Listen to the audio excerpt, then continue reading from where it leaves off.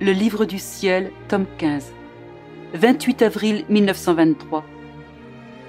Louisa doit écraser la tête du serpent infernal. La vie dans la divine volonté est le triomphe complet du Créateur sur la créature. L'objectif premier de la venue de Jésus sur la terre était le triomphe de la divine volonté sur la volonté humaine. Je me sentais comme immergée dans la lumière infinie de la volonté éternelle, quand Jésus me dit « Ma fille, ma divinité n'a pas besoin d'agir pour réaliser ses œuvres. Il lui suffit de le vouloir. Je le veux, donc je le fais. Ainsi mes plus grandes œuvres, les plus belles, voient le jour dès que je le désire. Pour la créature, cela n'est pas aussi automatique.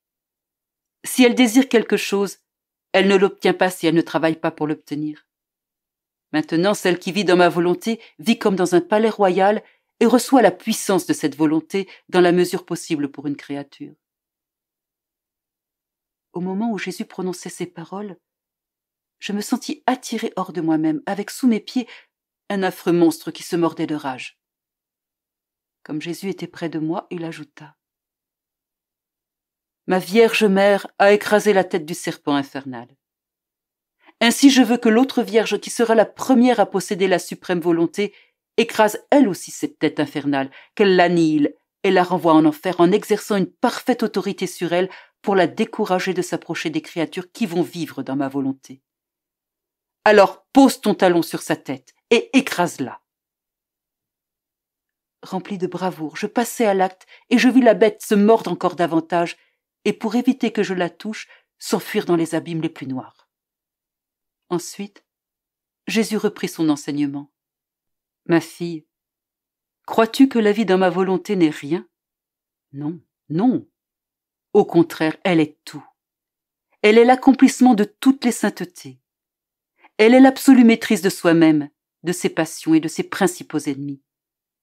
Elle est le triomphe complet du Créateur sur la créature. Celle qui adhère à ma volonté avec mon consentement et qui ne tente plus jamais de revenir à sa propre volonté n'a rien d'autre à me donner et je n'ai rien d'autre à lui demander. Elle comble tous mes désirs et satisfait à toutes mes attentes. Il ne nous reste plus qu'à faire le bonheur l'un de l'autre. Il est vrai que je suis venue sur la terre pour racheter l'homme, mais mon premier objectif était que ma divine volonté puisse triompher de la volonté humaine. Je voulais amener la volonté humaine à revenir vivre dans la volonté qu'elle avait quittée, infligeant une grave offense à mon Père du ciel. Je devais absolument réparer cette offense, sans quoi mon Père n'aurait pas été entièrement satisfait. Cependant, je n'aurais pas pu atteindre mon premier objectif sans commencer par le second, c'est-à-dire sauver l'homme, lui tendre la main pour le sortir de la boue dans laquelle il était enfoncé. Comment aurais-je pu lui dire « Viens vivre dans ma volonté » alors qu'il était horrible à voir et devenu l'esclave de l'ennemi infernal. Donc, après avoir accompli mon second objectif, je veux maintenant réaliser le premier, c'est-à-dire que ma volonté soit faite sur la terre comme au ciel, et que l'homme revienne dans la volonté qu'il avait quittée. Pour réaliser ce dessein, je donne à cette créature tous mes mérites, mes œuvres, mes pas, mon cœur palpitant, mes plaies, mon sang, toute mon humanité, pour la préparer à entrer dans ma volonté. En fait, elle doit d'abord cueillir tous les fruits de ma rédemption et ensuite entrer triomphante en possession de la mer immense de ma suprême volonté. Je ne veux pas qu'elle y entre en étrangère, mais comme ma fille. Pas comme une pauvre, mais riche. Pas dénuée de beauté, mais toute belle comme si elle était un autre moi-même.